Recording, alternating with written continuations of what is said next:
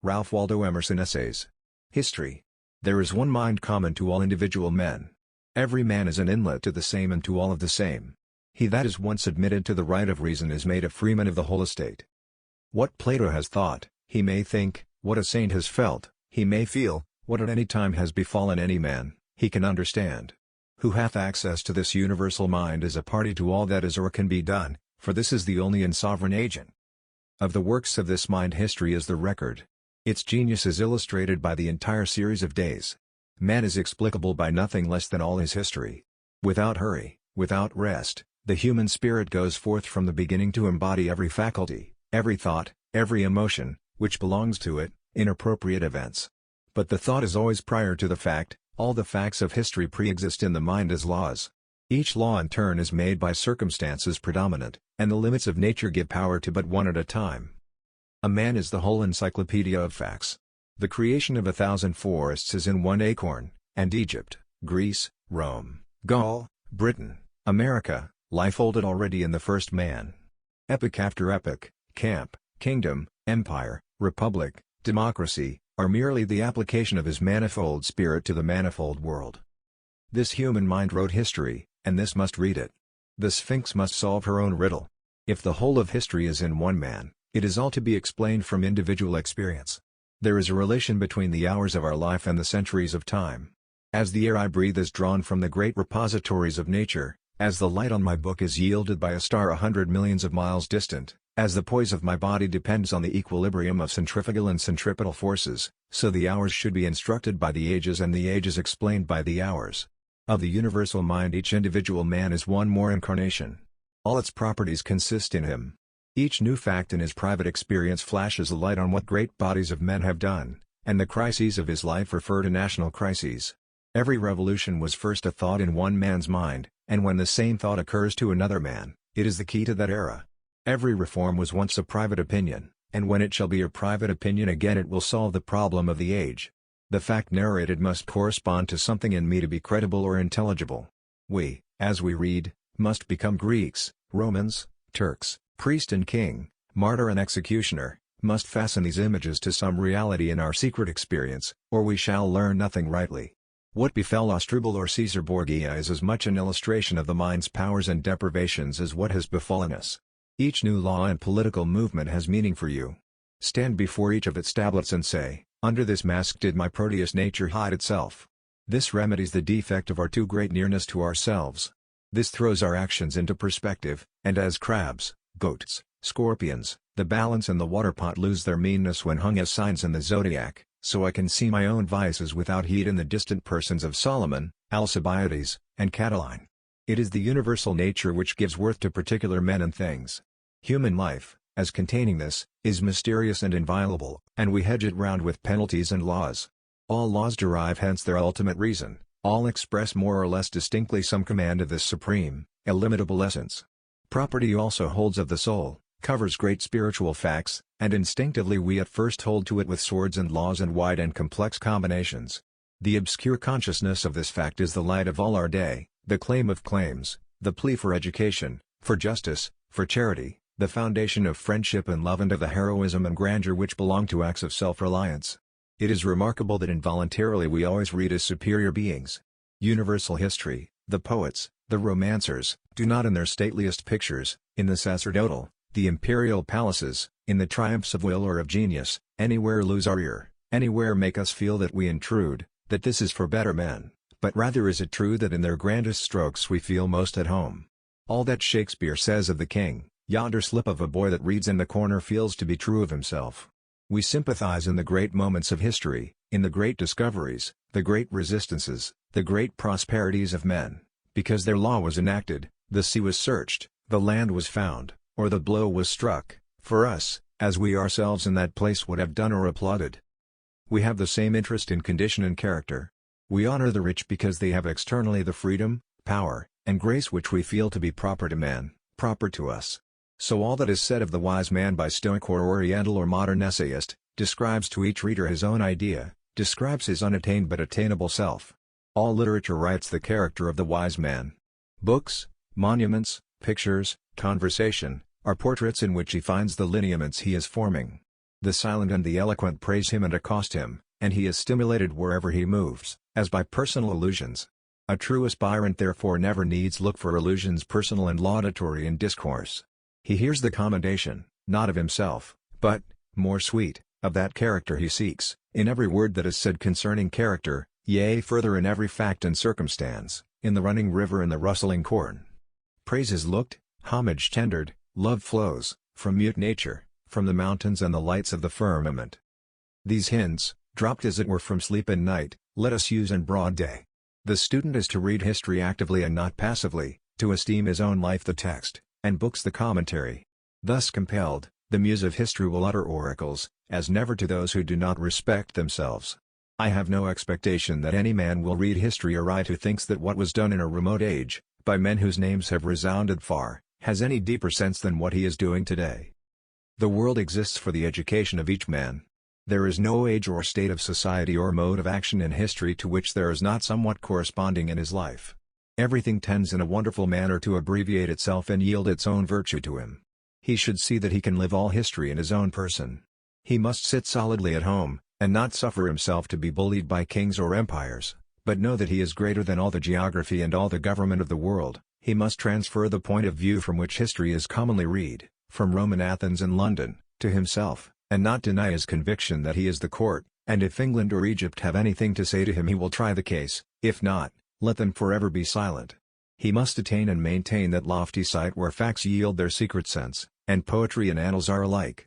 The instinct of the mind, the purpose of nature, betrays itself in the use we make of the signal narrations of history. Time dissipates to shining ether the solid angularity of facts. No anchor, no cable, no fences avail to keep a fact a fact. Babylon, Troy, Tyre, Palestine, and even early Rome are passing already into fiction. The Garden of Eden, the sun standing still in Gibeon, is poetry thenceforward to all nations. Who cares what the fact was, when we have made a constellation of it to hang in heaven an immortal sign? London and Paris and New York must go the same way. What is history, said Napoleon, but a fable agreed upon? This life of ours is stuck round with Egypt, Greece, Gaul, England, war, colonization, church, court, and commerce, as with so many flowers and wild ornaments grave and gay. I will not make more account of them. I believe in eternity. I can find Greece, Asia, Italy, Spain and the islands, the genius and creative principle of each and of all eras, in my own mind. We are always coming up with the emphatic facts of history in our private experience and verifying them here. All history becomes subjective, in other words there is properly no history, only biography. Every mind must know the whole lesson for itself, must go over the whole ground. What it does not see, what it does not live, it will not know. What the former age has epitomized into a formula or rule for manipular convenience, it will lose all the good of verifying for itself, by means of the wall of that rule.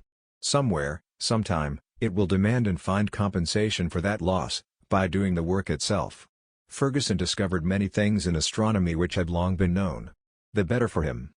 History must be this or it is nothing. Every law which the state enacts indicates a fact in human nature, that is all. We must in ourselves see the necessary reason of every fact, see how it could and must be. So stand before every public and private work, before an oration of Burke, before a victory of Napoleon, before a martyrdom of Sir Thomas More, of Sidney, of Marmaduke Robinson, before a French reign of terror, and a Salem hanging of witches, before a fanatic revival and the animal magnetism in Paris, or in Providence. We assume that we under like influence should be alike affected, and should achieve the like, and we aim to master intellectually the steps and reach the same height or the same degradation that our fellow, our proxy has done. All inquiry into antiquity, all curiosity respecting the pyramids, the excavated cities, Stonehenge, the Ohio circles, Mexico, Memphis, is the desire to do away this wild, savage, and preposterous there or then, and introduce in its place the here and the now. Belzoni digs and measures in the mummy pits and pyramids of Thebes, until he can see the end of the difference between the monstrous work and himself. When he has satisfied himself, in general and in detail, that it was made by such a person as he, so armed and so motived, and to ends to which he himself should also have worked, the problem is solved. His thought lives along the whole line of temples and sphinxes and catacombs, passes through them all with satisfaction, and they live again to the mind, or are now. A Gothic cathedral affirms that it was done by us and not done by us. Surely it was by man, but we find it not in our man. but we apply ourselves to the history of its production. We put ourselves into the place and state of the builder.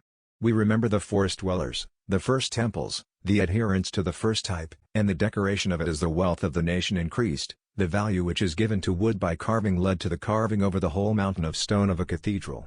When we have gone through this process, and added thereto the Catholic Church, its cross, its music, its processions, its saints' days and image worship, we have as it were been the man that made the minster, we have seen how it could and must be. We have the sufficient reason. The difference between men is in their principle of association. Some men classify objects by color and size and other accidents of appearance, others by intrinsic likeness, or by the relation of cause and effect. The progress of the intellect is to the clearer vision of causes, which neglects surface differences. To the poet, to the philosopher, to the saint, all things are friendly and sacred, all events profitable, all days holy, all men divine. For the eye is fastened on the life, and slights the circumstance. Every chemical substance, every plant, every animal in its growth, teaches the unity of cause, the variety of appearance. Upborn and surrounded as we are by this all-creating nature, soft and fluid as a cloud or the air, why should we be such hard pedants, and magnify a few forms? Why should we make account of time, or of magnitude, or of figure? The soul knows them not, and genius, obeying its law, knows how to play with them as a young child plays with graybeards and in churches. Genius studies the causal thought, and far back in the womb of things sees the rays parting from one orb, that diverge, ere they fall, by infinite diameters. Genius watches the monad through all his masks as he performs the metempsychosis of nature. Genius detects through the fly, through the caterpillar, through the grub, through the egg, the constant individual, through countless individuals the fixed species, through many species the genus, through all genera the steadfast type, through all the kingdoms of organized life the eternal unity. Nature is a mutable cloud which is always and never the same. She casts the same thought into troops of forms, as a poet makes 20 fables with one moral. Through the bruteness and toughness of matter, a subtle spirit bends all things to its own will. The adamant streams into soft but precise form before it, and whilst I look at it its outline and texture are changed again. Nothing is so fleeting as form, yet never does it quite deny itself. In man we still trace the remains or hints of all that we esteem badges of servitude in the lower races, yet in him they enhance his nobleness and grace, as Io, in Aeschylus, transformed to a cow, offends the imagination, but how changed when as Isis in Egypt she meets Osiris Jove, a beautiful woman with nothing of the metamorphosis left but the lunar horns as the splendid ornament of her brows. The identity of history is equally intrinsic, the diversity equally obvious. There is, at the surface, infinite variety of things, at the center there is simplicity of cause. How many are the acts of one man in which we recognize the same character? Observe the sources of our information in respect to the Greek genius. We have the civil history of that people, as Herodotus, Thucydides, Xenophon, and Plutarch have given it, a very sufficient account of what manner of persons they were and what they did. We have the same national mind expressed for us again in their literature, in epic and lyric poems, drama, and philosophy, a very complete form. Then we have it once more in their architecture, a beauty as of temperance itself, limited to the straight line and the square, a builded geometry. Then we have it once again in sculpture, the tongue on the balance of expression, a multitude of forms in the utmost freedom of action and never transgressing the ideal serenity, like votaries performing some religious dance before the gods, and, though in convulsive pain or mortal combat, never daring to break the figure and decorum of their dance. Thus of the genius of one remarkable people we have a fourfold representation, and to the senses what more unlike than an ode of Pindar, a marble centaur, the peristyle of the Parthenon, and the last actions of Phocion?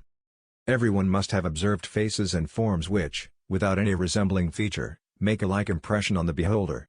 A particular picture or copy of verses, if it do not awaken the same train of images, will yet superinduce the same sentiment as some wild mountain walk, although the resemblance is nowise obvious to the senses, but is occult and out of the reach of the understanding.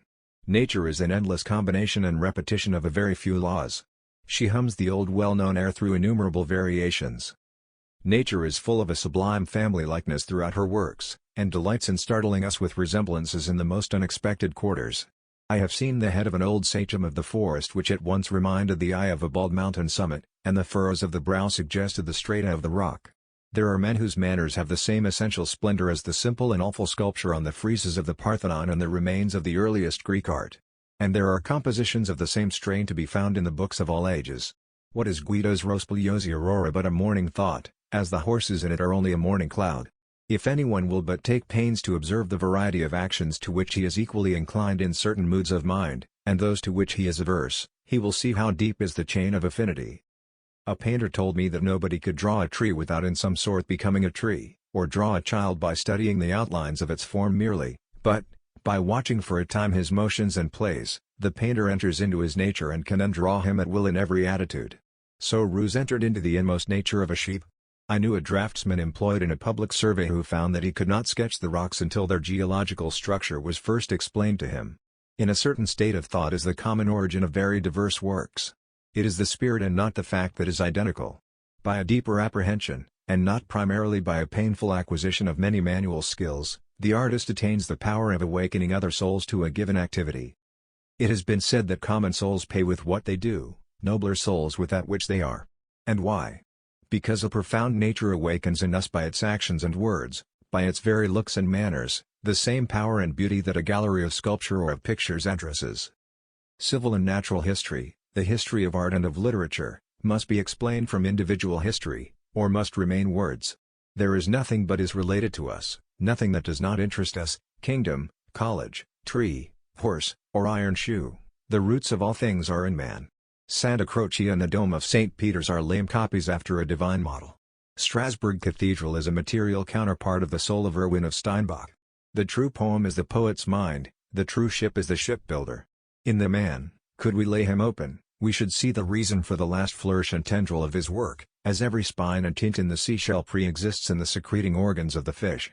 The whole of heraldry and of chivalry is in courtesy. A man of fine manners shall pronounce your name with all the ornament that titles of nobility could ever add. The trivial experience of every day is always verifying some old prediction to us and converting into things the words and signs which we had heard and seen without heed. A lady with whom I was riding in the forest said to me that the woods always seemed to her to wait, as if the genii who inhabit them suspended their deeds until the wayfarer had passed onward, a thought which poetry has celebrated in the dance of the fairies, which breaks off on the approach of human feet. The man who has seen the rising moon break out of the clouds at midnight, has been present like an archangel at the creation of light into the world. I remember one summer day in the fields my companion pointed out to me a broad cloud, which might extend 1/4 of a mile parallel to the horizon, quite accurately in the form of a cherub as painted over churches, a round block in the center, which it was easy to animate with eyes and mouth, supported on either side by wide-stretched symmetrical wings. What appears once in the atmosphere may appear often, and it was undoubtedly the archetype of that familiar ornament. I have seen in the sky a chain of summer lightning which at once showed to me that the Greeks drew from nature when they painted the thunderbolt in the hand of Jove. I have seen a snowdrift along the sides of the stone wall which obviously gave the idea of the common architectural scroll to about a tower. By surrounding ourselves with the original circumstances we invent anew the orders and the ornaments of architecture, as we see how each people merely decorated its primitive abodes. The Doric temple preserves the semblance of the wooden cabin in which the Dorian dwelt. The Chinese pagoda is plainly a Tartar tent. The Indian and Egyptian temples still betray the mounds and subterranean houses of their forefathers. The custom of making houses and tombs in the living rock, says Heron in his researches on the Ethiopians, determined very naturally the principal character of the Nubian Egyptian architecture to the colossal form which it assumed. In these caverns, already prepared by nature, the eye was accustomed to dwell on huge shapes and masses, so that when art came to the assistance of nature it could not move on a small scale without degrading itself. What would statues of the usual size, or neat porches and wings have been, associated with those gigantic halls before which only colossi could sit as watchmen or lean on the pillars of the interior? The Gothic church plainly originated in a rude adaptation of the forest trees, with all their boughs, to a festal or solemn arcade, as the bands about the cleft pillars still indicate the green withes that tied them. No one can walk in a road cut through pine woods, without being struck with the architectural appearance of the grove, especially in winter, when the barrenness of all other trees shows the low arch of the Saxons. In the woods in a winter afternoon one will see as readily the origin of the stained-glass window, with which the Gothic cathedrals are adorned, in the colors of the western sky seen through the barren crossing branches of the forest. Nor can any lover of nature enter the old piles of Oxford and the English cathedrals, without feeling that the forest overpowered the mind of the builder, and that his chisel, his saw and plane still reproduced its ferns, its spikes of flowers, its locust, elm, oak, pine, fir and spruce. The Gothic cathedral is a blossoming in stone subdued by the insatiable demand of harmony in man. The mountain of granite blooms into an eternal flower, with the lightness and delicate finish as well as the aerial proportions and perspective of vegetable beauty. In like manner all public facts are to be individualized, all private facts are to be generalized. Then at once history becomes fluid and true, and biography deep and sublime. As the Persian imitated in the slender shafts and capitals of his architecture the stem and flower of the lotus and palm, so the Persian court in its magnificent era never gave over the nomadism of its barbarous tribes, but traveled from Ecbatana, where the spring was spent, to Susa in summer and to Babylon for the winter. In the early history of Asia and Africa, nomadism and agriculture are the two antagonist facts. The geography of Asia and of Africa necessitated a nomadic life. But the nomads were the terror of all those whom the soil or the advantages of a market had induced to build towns. Agriculture therefore was a religious injunction, because of the perils of the state from nomadism. And in these late and civil countries of England and America these propensities still fight out the old battle, in the nation and in the individual. The nomads of Africa were constrained to wander, by the attacks of the gadfly, which drives the cattle mad, and so compels the tribe to emigrate in the rainy season and to drive off the cattle to the higher sandy regions.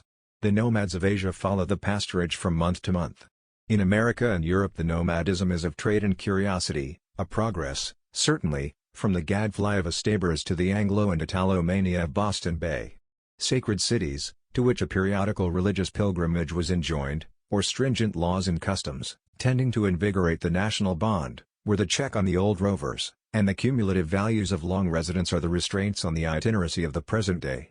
The antagonism of the two tendencies is not less active in individuals, as the love of adventure or the love of repose happens to predominate. A man of rude health and flowing spirits has the faculty of rapid domestication, lives in his wagon and roams through all latitudes as easily as a Kamuke. At sea, or in the forest, or in the snow, he sleeps as warm, dines with as good appetite, and associates as happily as beside his own chimneys. Or perhaps his facility is deeper seated, in the increased range of his faculties of observation, which yield him points of interest wherever fresh objects meet his eyes. The pastoral nations were needy and hungry to desperation, and this intellectual nomadism, in its excess, bankrupts the mind through the dissipation of power on a miscellany of objects. The home-keeping wit, on the other hand, is that continence or content which finds all the elements of life in its own soil, and which has its own perils of monotony and deterioration, if not stimulated by foreign infusions. Everything the individual sees without him corresponds to his states of mind, and everything is in turn intelligible to him, as his onward thinking leads him into the truth to which that fact or series belongs. The primeval world, the foreworld, as the Germans say, I can dive to it in myself as well as grope for it with researching fingers in catacombs, libraries, and the broken reliefs and torsos of ruined villas. What is the foundation of that interest all men feel in Greek history, letters, art, and poetry, in all its periods from the heroic or Homeric age down to the domestic life of the Athenians and Spartans, 4 or 5 centuries later? What but this, that every man passes personally through a Grecian period? The Grecian state is the era of the bodily nature, the perfection of the senses, of the spiritual nature unfolded in strict unity with the body. In it existed those human forms which supplied the sculptor with his models of Hercules, Phoebus, and Jove, not like the forms abounding in the streets of modern cities, wherein the face is a confused blur of features, but composed of incorrupt, sharply defined and symmetrical features, whose eye sockets are so formed that it would be impossible for such eyes to squint and take furtive glances on this side and on that, but they must turn the whole head. The manners of that period are plain and fierce.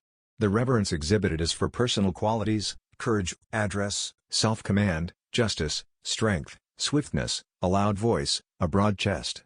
Luxury and elegance are not known. A sparse population and want make every man his own valet, cook, butcher and soldier, and the habit of supplying his own needs educates the body to wonderful performances. Such are the Agamemnon and Diomed of Homer, and not far different is the picture Xenophon gives of himself and his compatriots in the retreat of the 10,000. After the army had crossed the river Teleboas in Armenia, there fell much snow, and the troops lay miserably on the ground covered with it. But Xenophon arose naked, and taking an axe, began to split wood, whereupon others rose and did the like. Throughout his army exists a boundless liberty of speech. They quarrel for plunder, they wrangle with the generals on each new order, and Xenophon is as sharp-tongued as any and sharper-tongued than most, and so gives as good as he gets.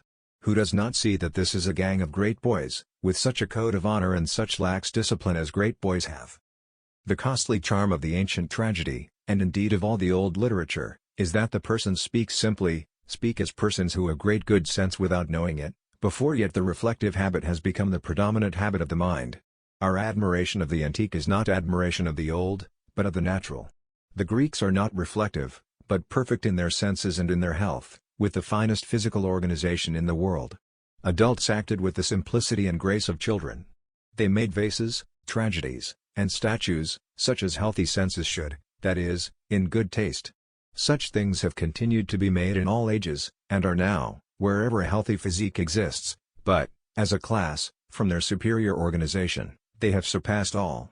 They combine the energy of manhood with the engaging unconsciousness of childhood. The attraction of these manners is that they belong to man, and are known to every man in virtue of his being once a child, besides that there are always individuals who retain these characteristics. A person of childlike genius and inborn energy is still a Greek, and revives our love of the muse of Hellas. I admire the love of nature in the Philoctetes. In reading those fine apostrophes to sleep, to the stars, rocks, mountains and waves, I feel time passing away as an ebbing sea. I feel the eternity of man, the identity of his thought. The Greek had, it seems, the same fellow beings as I. The sun and moon, water and fire, met his heart precisely as they meet mine. Then the vaunted distinction between Greek and English, between classic and romantic schools, seems superficial and pedantic. When a thought of Plato becomes a thought to me, when a truth that fired the soul of Pindar fires mine, time is no more. When I feel that we two meet in a perception, that our two souls are tinged with the same hue, and do as it were run into one, why should I measure degrees of latitude, why should I count Egyptian years? The student interprets the age of chivalry by his own age of chivalry, and the days of maritime adventure and circumnavigation by quite parallel miniature experiences of his own. To the sacred history of the world he has the same key. When the voice of a prophet out of the deeps of antiquity merely echoes to him a sentiment of his infancy, a prayer of his youth, he then pierces to the truth through all the confusion of tradition and the caricature of institutions. Rare, extravagant spirits come by us at intervals, who disclose to us new facts in nature. I see that men of God have from time to time walked among men and made their commission felt in the heart and soul of the commonest hearer. Hence evidently the tripod, the priestess inspired by the divine afflatus. Jesus astonishes and overpowers sensual people. They cannot unite him to history, or reconcile him with themselves. As they come to revere their intuitions and aspire to live holily, their own piety explains every fact, every word. How easily these old worships of Moses, of Zoroaster, of Menu, of Socrates, domesticate themselves in the mind. I cannot find any antiquity in them. They are mine as much as theirs.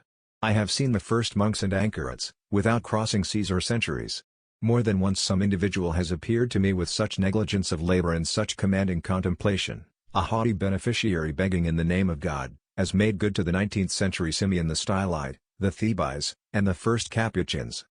The priestcraft of the East and West, of the Magian, Brahmin, Druid, and Inca, is expounded in the individual's private life. The cramping influence of a hard formalist on a young child, in repressing his spirits and courage, paralyzing the understanding, and that without producing indignation, but only fear and obedience, and even much sympathy with the tyranny, is a familiar fact, explained to the child when he becomes a man, only by seeing that the oppressor of his youth is himself a child tyrannized over by those names and words and forms of whose influence he was merely the organ to the youth. The fact teaches him how Belus was worshipped and how the pyramids were built, better than the discovery by Champollion of the names of all the workmen and the cost of every tile. He finds Assyria and the mounds of Cholula at his door, and himself has laid the courses. Again, in that protest which each considerate person makes against the superstition of his times, he repeats step for step the part of old reformers, and in the search after truth finds, like them, new perils to virtue. He learns again what moral vigor is needed to supply the girdle of a superstition. A great licentiousness treads on the heels of a reformation. How many times in the history of the world has the Luther of the day had to lament the decay of piety in his own household? "Doctor," said his wife to Martin Luther, one day, "how is it that whilst subject to papacy we prayed so often and with such fervor, whilst now we pray with the utmost coldness and very seldom?" The advancing man discovers how deep a property he is in literature, in all fable as well as in all history. He finds that the poet was no odd fellow who described strange and impossible situations, but that universal man wrote by his pen a confession true for one and true for all. His own secret biography he finds in lines wonderfully intelligible to him, dotted down before he was born. One after another he comes up in his private adventures with every fable of Aesop, of Homer, of Hafiz, of Ariosto, of Chaucer, of Scott, and verifies them with his own head and hands. The beautiful fables of the Greeks, being proper creations of the imagination and not of the fancy, are universal verities. What a range of meanings and what perpetual pertinence has the story of Prometheus! Beside its primary value as the first chapter of the history of Europe, the mythology thinly veiling authentic facts, the invention of the mechanic arts and the migration of colonies, it gives the history of religion, with some closeness to the faith of later ages. Prometheus is the Jesus of the old mythology. He is the friend of man, stands between the unjust justice of the eternal Father and the race of mortals, and readily suffers all things on their account. But where it departs from the Calvinistic Christianity and exhibits him as the defier of Jove, it represents a state of mind which readily appears wherever the doctrine of theism is taught in a crude, objective form, and which seems the soft defense of man against this untruth, namely a discontent with the believed fact that a God exists, and a feeling that the obligation of reverence is onerous.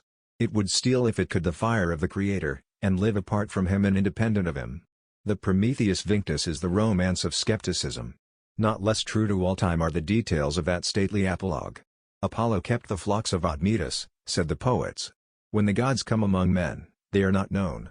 Jesus was not, Socrates and Shakespeare were not.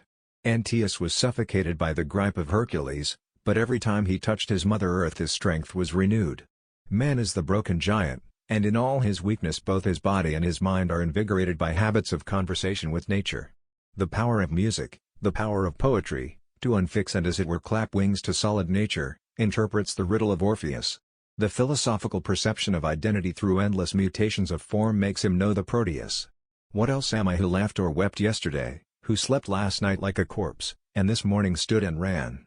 And what see I on any side but the transmigrations of Proteus? I can symbolize my thought by using the name of any creature, of any fact, because every creature is man agent or patient. Tantalus is but a name for you and me. Tantalus means the impossibility of drinking the waters of thought which are always gleaming and waving within sight of the soul. The transmigration of souls is no fable. I would it were, but men and women are only half human. Every animal of the barnyard, the field and the forest, of the earth and of the waters that are under the earth, has contrived to get a footing and to leave the print of its features and form in some one or other of these upright, heaven-facing speakers. Ah! Brother, stop the ebb of thy soul, ebbing downward into the forms into whose habits thou hast now for many years slid. As near and proper to us is also that old fable of the Sphinx, who was said to sit in the roadside and put riddles to every passenger. If the man could not answer, she swallowed him alive. If he could solve the riddle, the Sphinx was slain. What is our life but an endless flight of winged facts or events? In splendid variety these changes come, all putting questions to the human spirit. Those men who cannot answer by a superior wisdom these facts or questions of time, serve them. Facts encumber them, tyrannize over them, and make the men of routine, the men of sense, in whom a literal obedience to facts has extinguished every spark of that light by which man is truly man. But if the man is true to his better instincts or sentiments, and refuses the dominion of facts, as one that comes of a higher race, remains fast by the soul and sees the principle, then the facts fall aptly and supple into their places, they know their master, and the meanest of them glorifies him. See in Goethe's Helena the same desire that every word should be a thing. These figures, he would say, these chirons, griffins, Phorkys, Helen, and Leda, are somewhat, and do exert a specific influence on the mind. So far then are they eternal entities, as real today as in the first Olympiad. Much revolving them he writes out freely as humor, and gives them body to his own imagination. And although that poem be as vague and fantastic as a dream, yet is it much more attractive than the more regular dramatic pieces of the same author, for the reason that it operates a wonderful relief to the mind from the routine of customary images, awakens the reader's invention and fancy by the wild freedom of the design, and by the unceasing succession of brisk shocks of surprise. The universal nature, too strong for the petty nature of the bard, sits on his neck and writes through his hand, so that when he seems to vent a mere caprice and wild romance, the issue is an exact allegory. Hence Plato said that poets utter great and wise things which they do not themselves understand. All the fictions of the Middle Age explain themselves as a masked or frolic expression of that which in grave earnest the mind of that period toiled to achieve. Magic and all that is ascribed to it is a deep presentiment of the powers of science. The shoes of swiftness, the sword of sharpness, the power of subduing the elements, of using the secret virtues of minerals, of understanding the voices of birds, are the obscure efforts of the mind in a right direction.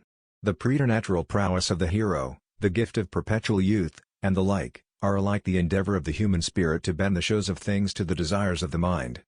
In Persephorus Ameles de Gaul, a garland and a rose bloom on the head of her who is faithful, and fate on the brow of the inconstant. In the story of the boy and the mantle even a mature reader may be surprised with a glow of virtuous pleasure at the triumph of the gentle Venus, and indeed all the postulates of elfin annals, that the fairies do not like to be named, that their gifts are capricious and not to be trusted, that who seeks a treasure must not speak, and the like, I find true in Concord, however they might be in Cornwall or Britannia. Is it otherwise in the newest romance? I read The Bride of Lammermoor. Sir William Ashton is a mask for a vulgar temptation, Ravenswood Castle a fine name for proud poverty, and the foreign mission of state only a Bunyan disguise for honest industry. We may all shoot a wild bull that would toss the good and beautiful, by fighting down the unjust and sensual. Lucy Ashton is another name for fidelity, which is always beautiful and always liable to calamity in this world. But along with the civil and metaphysical history of man, another history goes daily forward, that of the external world, in which he is not less strictly implicated. He is the compend of time, he is also the correlative of nature. His power consists in the multitude of his affinities, in the fact that his life is intertwined with the whole chain of organic and inorganic being. In old Rome the public roads beginning at the Forum proceeded north, south, east, west, to the center of every province of the empire, making each market town of Persia, Spain and Britain pervious to the soldiers of the capital, so out of the human heart go as it were highways to the heart of every object in nature, to reduce it under the dominion of man. A man is a bundle of relations, a knot of roots, whose flower and fruitage is the world. His faculties refer to natures out of him and predict the world he is to inhabit, as the fins of the fish foreshow that water exists, or the wings of an eagle in the egg presuppose air. He cannot live without a world. Put Napoleon in an island prison, let his faculties find no man to act on, no Alps to climb, no stake to play for, and he would beat the air, and appear stupid. Transport him to large countries, dense population, complex interests and antagonist power, and you shall see that the man Napoleon, bounded that is by such a profile and outline, is not the virtual Napoleon. This is but Talbot's shadow. His substance is not here. For what you see is but the smallest part and least proportion of humanity, but were the whole frame here, it is of such a spacious, lofty pitch. Your roof were not sufficient to contain it. Henry VI. Columbus needs a planet to shape his course upon. Newton and Laplace need myriads of age and thick-strewn celestial areas. One may say a gravitating solar system is already prophesied in the nature of Newton's mind. Not less does the brain of Davy or of Gay-Lussac, from childhood exploring the affinities and repulsions of particles, anticipate the laws of organization. Does not the eye of the human embryo predict the light? The ear of Handel predict the witchcraft of harmonic sound? Do not the constructive fingers of Watt, Fulton, Whitmore, Arkwright, predict the fusible, hard, and temperable texture of metals, the properties of stone, water, and wood? Do not the lovely attributes of the maiden child predict the refinements and decorations of civil society? Here also we are reminded of the action of man on man. A mind might ponder its thought for ages and not gain so much self-knowledge as the passion of love shall teach it in a day. Who knows himself before he has been thrilled with indignation at an outrage, or has heard an eloquent tongue, or has shared the throb of thousands in a national exultation or alarm? No man can antedate his experience, or guess what faculty or feeling a new object shall unlock, any more than he can draw today the face of a person whom he shall see tomorrow for the first time. I will not now go behind the general statement to explore the reason of this correspondence. Let it suffice that in the light of these two facts, namely, that the mind is one, and that nature is its correlative, history is to be read and written. Thus in all ways does the soul concentrate and reproduce its treasures for each pupil. He too shall pass through the whole cycle of experience. He shall collect into a focus the rays of nature. History no longer shall be a dull book. It shall walk incarnate in every just and wise man. You shall not tell me by languages and titles a catalogue of the volumes you have read. You shall make me feel what periods you have lived. A man shall be the temple of fame. He shall walk, as the poets have described that goddess, in a robe painted all over with wonderful events and experiences. His own form and features by their exalted intelligence shall be that variegated vest. I shall find in him the foreword, in his childhood the age of gold, the apples of knowledge, the Argonautic expedition, the calling of Abraham, the building of the temple, the advent of Christ, dark ages, the revival of letters, the Reformation, the discovery of new lands, the opening of new sciences and new regions in man. He shall be the priest of Pan, and bring with him into humble cottages the blessing of the morning stars, and all the recorded benefits of heaven and earth. Is there somewhat overweening in this claim? Then I reject all I have written, for what is the use of pretending to know what we know not? But it is the fault of our rhetoric that we cannot strongly state one fact without seeming to belie some other. I hold our actual knowledge very cheap. Hear the rats in the wall, see the lizard on the fence, the fungus underfoot, the lichen on the log. What do I know sympathetically, morally, of either of these worlds of life? As old as the Caucasian man, perhaps older, these creatures have kept their counsel beside him, and there is no record of any word or sign that has passed from one to the other. What connection do the books show between the 50 or 60 chemical elements and the historical eras? Nay, what does history yet record of the metaphysical annals of man? What light does it shed on those mysteries which we hide under the names death and immortality? Yet every history should be written in a wisdom which divined the range of our affinities and looked at facts as symbols. I am ashamed to see what a shallow village tale our so-called history is. How many times we must say Rome, and Paris, and Constantinople. What does Rome know of rat and lizard? What are Olympiads and consulates to these neighboring systems of being? Nay, what food or experience or succor have they for the Eskimo seal hunter, for the Kanaka and his canoe, for the fisherman, the stevedore, the porter? Broader and deeper we must write our annals, from an ethical reformation, from an influx of the ever-new, ever-sanative conscience, if we would trulier express our central and wide-related nature, instead of this old chronology of selfishness and pride to which we have too long lent our eyes. Already that day exists for us, shines in on us at unawares, but the path of science and of letters is not the way into nature. The idiot, the Indian, the child and unschooled farmer's boy stand nearer to the light by which nature is to be read, than the dissector or the antiquary.